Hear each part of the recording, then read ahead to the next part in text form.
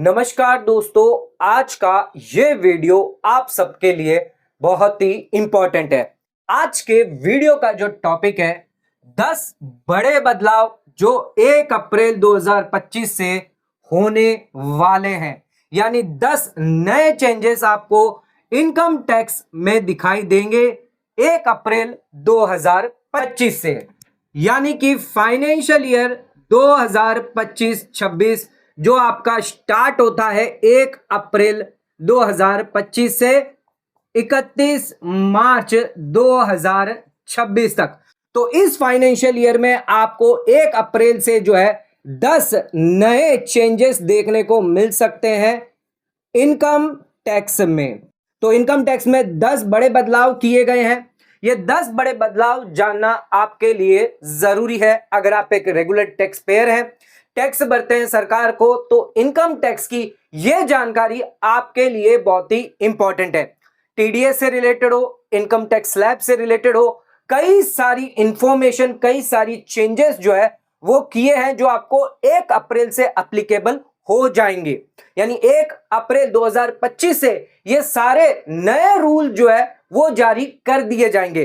तो कौन से नए रूल जारी करेंगे, कौन से लागू होंगे, किस पर इनका इफेक्ट होगा, क्या फायदा, क्या बेनिफिट आपको इन रूल से होने वाला है, यह जानना आपके लिए बहुत ही जरूरी है। तो दोस्तों, आज का वीडियो बहुत इंपॉर्टेंट है, तो वीडियो को एंड तक जरूर देखें। चैनल पे नए तो सब्सक्राइब करें और बेल आइकन पर ऑल नोटिफिकेशन पे क्लिक करें ताकि आपको आने वाले सभी नोटिफिकेशन रिगार्डिंग हमारे वीडियोस रेगुलरली मिलते रहें। तो आइए स्टार्ट करते हैं अपने आज के वीडियो को बिना किसी देरी के।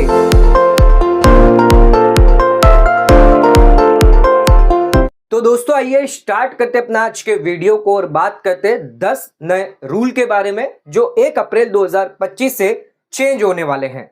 सबसे पहले बात करते हैं न्यू टैक्स रिजिम में 2 बदलाव किए गए हैं। एक तो बेसिक एग्जम्पशन लिमिट को लेकर, दूसरा आपके 87A रिबेट को लेकर। यानी फाइनेंशियल ईयर 25-26 में आपके लिए नई बेसिक एग्जम्पशन लिमिट होने वाली है।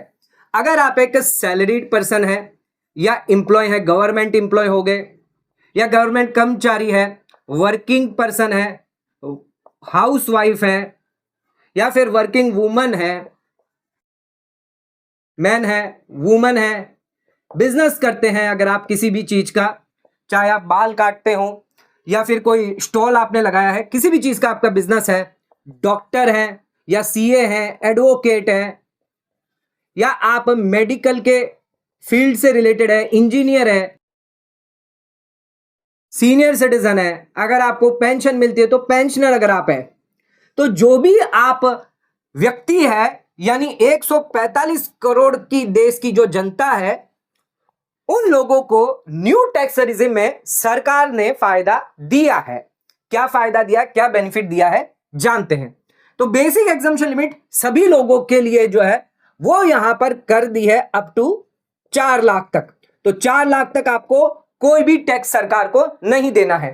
पहले यह लिमिट थी 3 लाख की, जिसको सरकार ने 1 लाख रुपया यहां पर बढ़ा दिया है। फिर बात करते हैं 4 लाख से 8 लाख, यानी 4 लाख यहां पर इंक्रीज की है। 4 से 8 यानी 4 लाख का यहां पर गैप है, जिस पर 5% आपका टैक्स लग जाता है। फिर होता है 8 लाख से 12 लाख, जिसपे आपको 10% टैक्स लगता है। 12 लाख से 16 लाख, जिसमें आपको 15% टैक्स रेट लग जाता है। 16 लाख से अगर आपकी 20 लाख की इनकम है तो उसके इसमें आपको 20% टैक्स लगेगा। और 20 लाख से अगर आपकी 24 लाख तक की इनकम है तो उसके इसमें 25% टैक्स रेट लगेगा। और कहीं आपकी इनकम जो है 24 लाख से ज्यादा है तो उसके इसमें 30% टैक्स रेट आपको लगेगा। ये जो टैक्स स्लैब हमने बताई है ये न्यू टैक्स रिजिम के लिए है, फाइनेंशियल ईयर 25-26 के लिए। ध्यान रखिएगा, 12 लाख रुपए तक की इनकम पर आपको रिबेट मिलता है।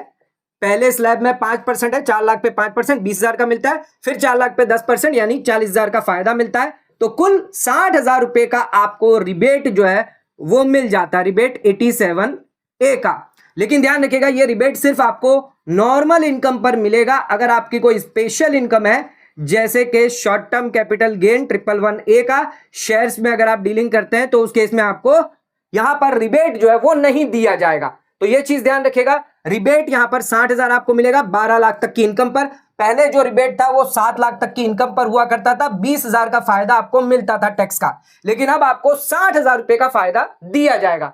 तो न्यू टैक्स रिजिम में एक बहुत बड़ा बदलाव किया गया है। 4 लाख तक आपकी इनकम जो है वो हो जाती है निल, 60,000 रुपए तक का टैक्स हो जाता है माफ, 12 लाख रुपए तक की इनकम पर आपको कोई भी टैक्स नहीं देना है। तो अब चाहे आप हाउसवाइफ हो, डॉक्टर हो, सीए हो, एडवोकेट हो, कोई भी क्यों ना हो, इंडिविजुअल अगर आप हैं तो उस केस में आपको यहां पर फायदा मिलेगा। सिर्फ ध्यान रखिएगा, इंडिविजुअल की बात कर रहे हैं, यहां पर कंपनी की बात नहीं कर रहे, ना ही कोई कंपनी को बेनिफिट यहां पर मिलेगा। तो अगर आप इंडिविजुअल है, एचयूएफ है, अगर आप एचयूएफ है तो भी आपको फायदा मिलेगा, अगर आप एओपी बीओआई है तो भी आपको यहां पर फायदा दिया जाएगा।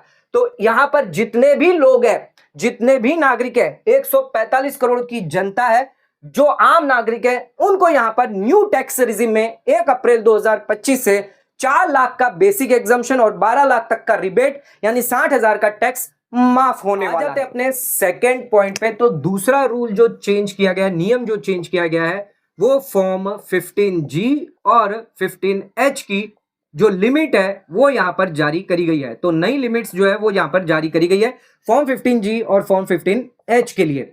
ध्यान रखिएगा, अगर आप एफडी करवाते हैं, सीनियर सिटीजन सेविंग स्कीम में निवेश करते हैं, या फिर अगर आप पोस्ट ऑफिस में बैंक के अंदर फिक्स डिपॉजिट करवाते हैं, अगर आपका डिविडेंड है या आपकी म्यूचुअल फंड से इनकम हो रही है, गेन हो रहा है, तो उस केस में आप फॉर्म 15G या फिर फॉर्म 15H जमा कर सकते हैं।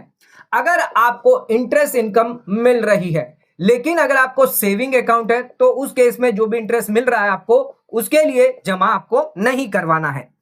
अब इंटरेस्ट की लिमिट यहां पर दी गई है, उसके लिए आपका टीडीएस डिडक्ट होता है सेक्शन 194A के अंदर। कितना डिडक्ट होता है? तो अगर आप जनरल पब्लिक है यानी आपकी एज 60 साल से कम है, नॉन सीनियर सिटीजन है, तो उस केस में प्रेजेंट लिमिट दी गई थी और प्रपोज लिमिट, जो प्रपोज लिमिट है वो 1 अप्रैल से आप पे लागू हो जाएगी। तो जनरल है, पोस्ट ऑफिस बैंक से, पोस्ट ऑफिस से जो भी इंटरेस्ट है आपका डिडक्ट हो रहा है, या कोऑपरेटिव बैंक से, तो जनरल है या फिर सीनियर सिटीजन है। तो जनरल के केस में 40,000 रुपए की लिमिट थी, जिसको सरकार ने बढ़ाकर यहां पर 50,000 कर दिया है। सीनियर सिटीजन के केस में 50,000 की लिमिट थी, जिसको सरकार ने बढ़ाकर 1 लाख रुपया कर दिया है। यानी इससे ज्यादा अगर आपका इंटरेस्ट हुआ तो उस केस में टीडीएस आपका डिडक्ट होगा @10% के हिसाब से। अब इसके अलावा अदर्स जो भी होंगे, यानी अगर आप कॉर्पोरेट एफडी करते हैं तो उस केस में लिमिट थी 5,000 रुपए, जिसको सरकार ने बढ़ाकर 10,000 कर दिया है। लेकिन ध्यान रखिएगा, इन लिमिट से ज्यादा होगा तो आपका टीडीएस डिडक्ट हो जाएगा @10%। लेकिन टीडीएस डिडक्ट करने से आप बचा सकते हैं अगर आप फॉर्म 15G और फॉर्म 15H जमा कर देते हैं। तो फॉर्म 15G जमा करने के लिए सरकार ने नई लिमिट यहां पर जारी करी गई है।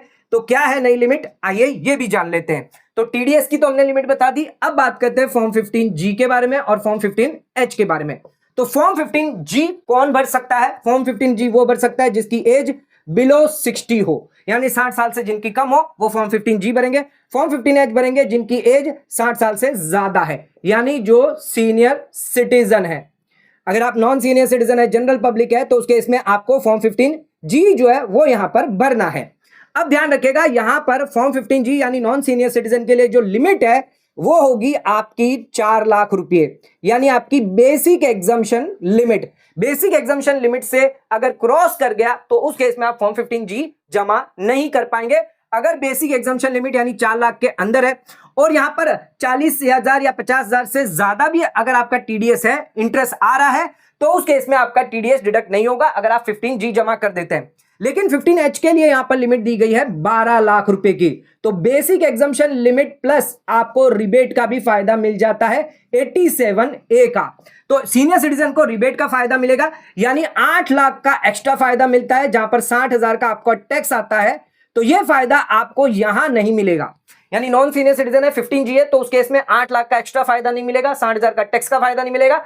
लेकिन रिबेट का जो फायदा है, यानी जो रिबेट 87 का फायदा है, वो सीनियर सिटीजन को मिल जाता है। इसी के साथ यह भी ध्यान रखिएगा, यहां पर जो भी इंटरेस्ट इनकम होती है, अगर वो आपकी 4 लाख रुपए से ज्यादा है तो उस केस में भी आप फॉर्म 15G जमा नहीं कर पाएंगे। यहां पर ऐसी कोई कंडीशन नहीं है, भले आपकी इंटरेस्ट इनकम 4 लाख से ज्यादा हो, कम हो, आपके पास रिबेट हो या नहीं हो। सीनियर सिटीजन को 15H जो वो जमा करने दिया जाएगा, कोई रोक टोक नहीं है। लेकिन 15G की बात करें, नॉन सीनियर सिटीजन की बात करें तो आपको रिबेट नहीं अलाउ होगा, पहली चीज। दूसरा, आपकी interest income basic exemption limit से ज्यादा क्रॉस नहीं होनी चाहिए, तो उस केस में आप 15G 15H जमा कर सकते हैं। ध्यान रखिएगा 1 अप्रैल से आप यहां पर फॉर्म जमा कर सकते हैं। अगर आप जमा कर देंगे तो उस केस में आपका TDS डिडक्ट नहीं होगा। थर्ड पॉइंट पे, तो अपडेटेड रिटर्न की टाइम लिमिट सरकार ने एक्सटेंड कर दी है।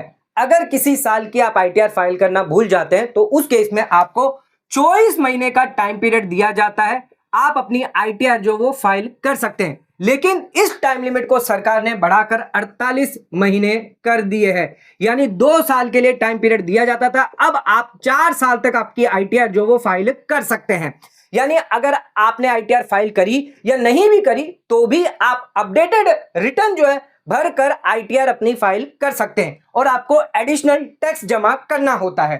ध्यान रखिएगा यहां पर कब से आपको फाइल करनी है, from the end of relevant assessment year, यानी जो भी आपका असेसमेंट ईयर होगा, जिस साल का है जिसकी आप ITR फाइल करना चाहते हैं, उस असेसमेंट ईयर खत्म होने के बाद का 4 साल आपको देखना है। एग्जाम्पल के तौर पर फाइनेंशियल ईयर 24-25 आपकी ITR फाइल करनी थी लेकिन आपने नहीं फाइल करी, अब इसका असेसमेंट ईयर हो गया आपका 25-26, तो अब ये 25-26 खत्म होगा 31 मार्च को। तो 31 मार्च के बाद आप 4 साल तक भर सकते थे। पहले आप 2 साल तक भरते थे, 1 साल 2 साल, यानी ये हो गया आपका 26-27, ये हो गया 27-28 और 28-29 और 29-30।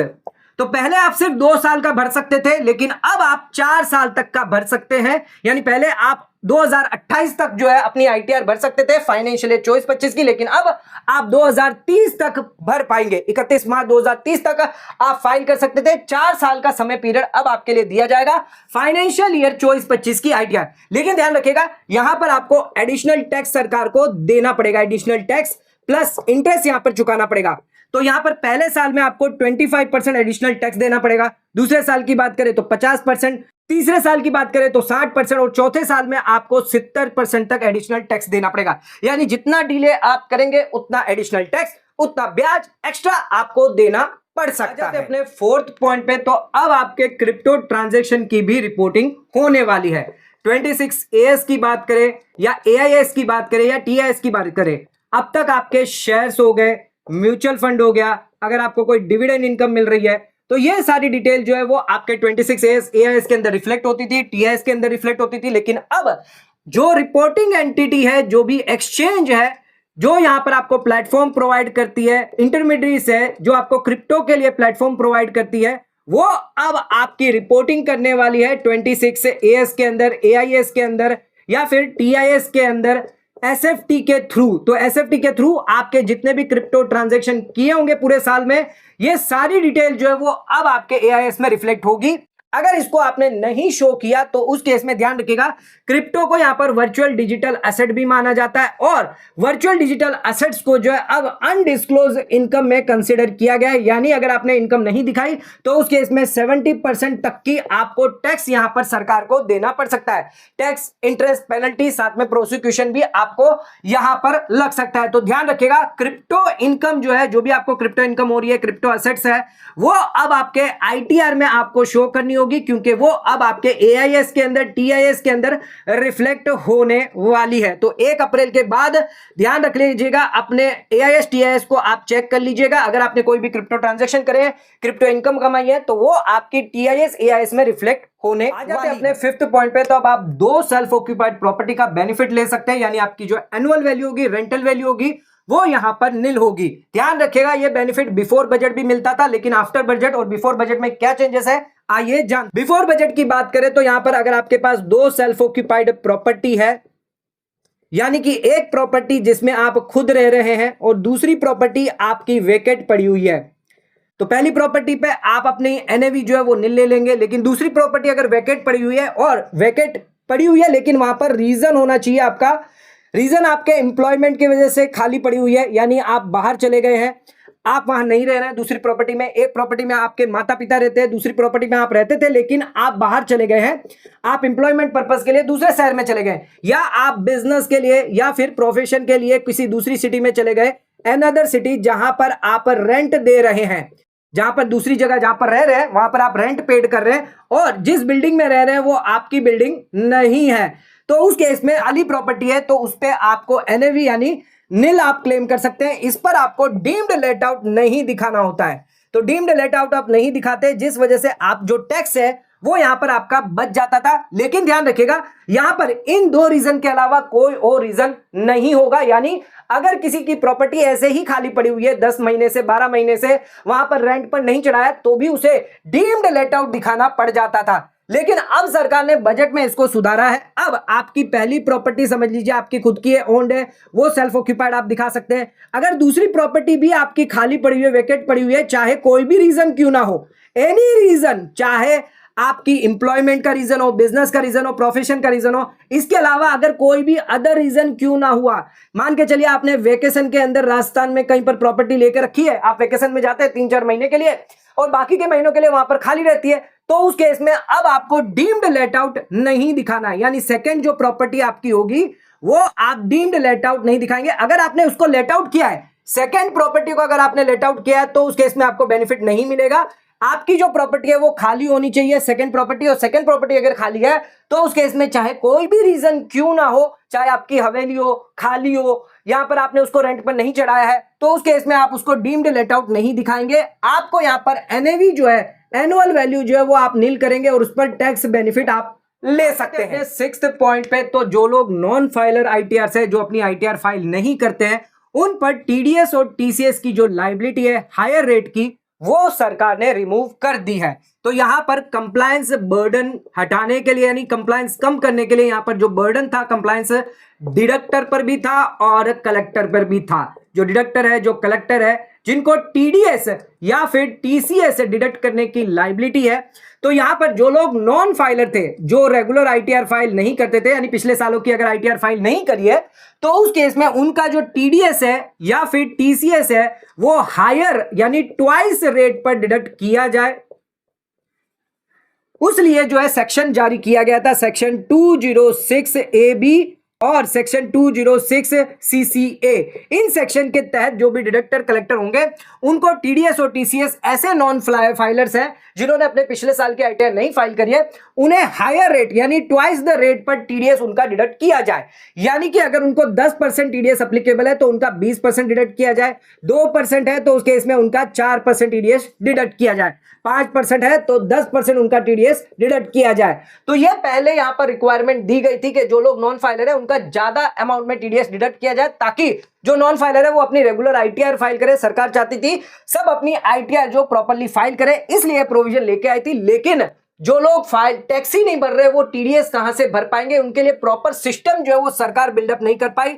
ना ही यहां पर उन लोगों के लिए जो डिडक्टर है कलेक्टर के लिए, उन लोगों के लिए यहां पर बहुत मुश्किल हो जाती थी नॉन फाइलर ढूंढना। इसी के साथ साथ सरकार भी कोई सिस्टम नहीं लेके आ पाई थी, इसलिए इस प्रोविजन को, इस सेक्शन को जो है वो ड्रॉप कर दिया गया, ओमिट कर दिया गया, यानी हटा दिया गया। अब जो भी नॉन फाइलर है उन्हें रेगुलरली जो भी 10%, 2%, 5% जो भी उनकी टीडीएस रेट होगी, नॉर्मल रेट पर ही उनको टीडीएस से डिडक्ट किया जाएगा, टीसीएस डिडक्ट किया जाएगा। 7th पॉइंट पे, तो टीडीएस एक नया सेक्शन यहां पर जारी किया गया है 1 अप्रैल 2025 से।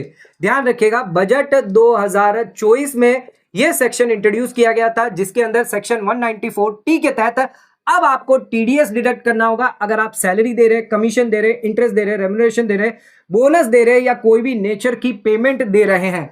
तो यहां पर जो भी पार्टनरशिप फर्म है या फिर जो भी एलएलपी है उनको यहां पर टीडीएस से डिडक्ट करना होगा, जो भी पेमेंट वो कर रहे हैं। किसको कर रहे हैं? जो भी पार्टनर है उनको अगर वो पेमेंट कर रहे हैं, चाहे सैलरी दे रहे हैं, कमीशन दे रहे हैं, बोनस दे रहे हैं या फिर इंटरेस्ट दे रहे हैं, इंटरेस्ट चाहे लोन के लिए इंटरेस्ट दे रहे हैं या फिर कैपिटल के लिए जो भी इंटरेस्ट दे रहे हैं, इसके अलावा अगर कोई रेम्युनरेशन दे रहे हैं, इसके अलावा अगर और भी कोई पेमेंट है, तो उस केस में यहां पर जो भी पेमेंट दी जा रही है पार्टनर को, तो ये सभी पेमेंट पर 20,000 की लिमिट है। तो 20,000 से ज्यादा अगर है पूरे साल के अंदर, तो उस केस में 10% की रेट पर टीडीएस से डिडक्ट किया जाएगा। ध्यान रखिएगा 20,000 की लिमिट सभी को मिलाकर है पर फाइनेंशियल ईयर। एक पार्टनर को, यानी हर एक पार्टनर को यहां पर 20,000 की लिमिट है। तो 20,000 से चाहे सैलरी हो, बोनस हो, इंटरेस्ट हो, पूरे साल में अगर 20,000 से ज्यादा दिया है तो उसके इसमें 10% टीडीएस डिडक्ट किया जाएगा। ध्यान रखिएगा, अगर कैपिटल विड्रॉ हो रहा है या ड्रॉइंग विड्रॉ हो रही है, पार्टनर कर रहा है या प्रॉफिट लेकर जा रहा है तो उस केस में टीडीएस डिडक्ट नहीं होगा। इनके अलावा सैलरी है, कमीशन है, बोनस है, इंटरेस्ट है, रेम्युनरेशन है, पार्टनर को दिया जा रहा है पार्टनरशिप फर्म एलएलपी द्वारा, तो उस केस में टीडीएस 10% डिडक्ट किया जाएगा 20,000 से ज्यादा। 20,000 तक नहीं करना, यानी 40,000 है तो उस केस में -20,000, तो 20,000 पर 10%, यानी 2,000 रुपया जो टीडीएस है वो सरकार को जमा होगा, बाकी 18,000 की पेमेंट की जाएगी। आ जाते अपने 8 पॉइंट पे, तो टीसीएस जो है वो यहां पर रिमूव कर दिया है सेल ऑफ गुड्स पर। तो ध्यान रखिएगा, यहां पर 1 अप्रैल 2025 से अब यहां पर टीसीएस जो है वो गुड्स पर नहीं लगेगा। 2 सेक्शन हुआ करते हैं, सेक्शन 206C1H और एक है सेक्शन 194Q। सेक्शन 206C की बात करें तो यहां पर जो भी गुड्स है, अगर सेलर है, अगर ये गुड्स सेल कर रहा है तो उस केस में उसे टीसीएस जो है वो यहां पर कलेक्ट करना है 0.1% पूरे साल में, अगर 50 लाख से ज्यादा का ट्रांजैक्शन हुआ है रिसिप्ट बेसिस पर।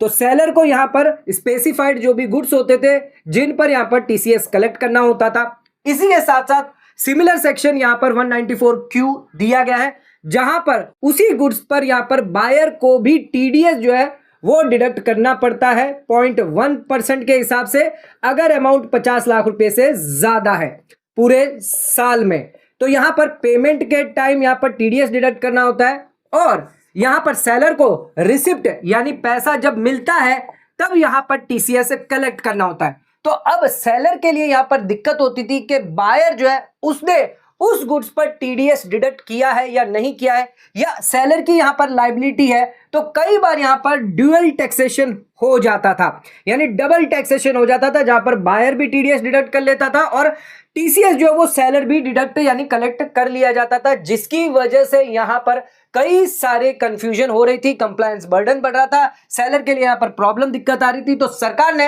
अब यह निर्णय लिया है कि 1 अप्रैल 2025 से सेलर को यहां पर टीसीएस जो है वो कलेक्ट नहीं करना है। सेक्शन 206C1H के तहत अब सिर्फ बायर को ही टीडीएस जो है वो यहां पर डिडक्ट करना होगा। बायर को जब पेमेंट करेगा 50 लाख रुपए से ज्यादा का है तो 0.1% के हिसाब से यहां पर टीडीएस डिडक्ट किया जाएगा स्पेसिफाइड गुड्स के केस में। तो सेलर के लिए एक बहुत बड़ी रिलैक्सेशन, कंप्लायंस बर्डन जो है वो कम कर दिया है 1 अप्रैल पॉइंट पे। तो अब आपको एग्जम्पशन मिल जाता है प्रोसिक्यूशन से, अगर आप डीले जमा करते हैं टीसीएस।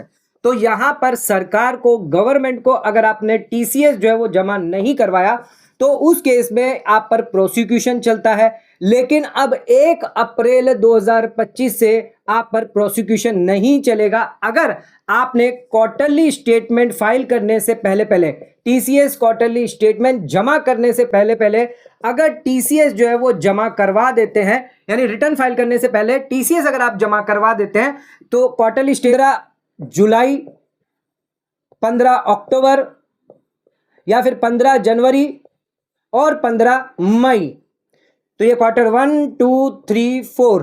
तो ध्यान रखिएगा, क्वार्टरली डेट के पहले क्वार्टरली स्टेटमेंट के यानी टीसीएस रिटर्न फाइलिंग के डेट से पहले अगर आप टीसीएस जमा कर देते हैं, अप्रैल, मई और जून का यहां पर बाकी था लेकिन आपने जमा नहीं किया, लेकिन अगर आप 15 जुलाई से पहले करते हैं या अक्टूबर से पहले करते हैं, जुलाई, अगस्त और सितंबर का, तो उस केस में आप पर कोई भी प्रोसिक्यूशन नहीं चला जाएगा, आपको एग्जम्पशन दिया जाएगा टीसीएस अगर आपने डिले पेमेंट क्यों ना किया हो। 10th पॉइंट पे तो रिवाइज टीडीएस थ्रेशोल्ड लिमिट जो है वो यहां पर जारी करी गई है।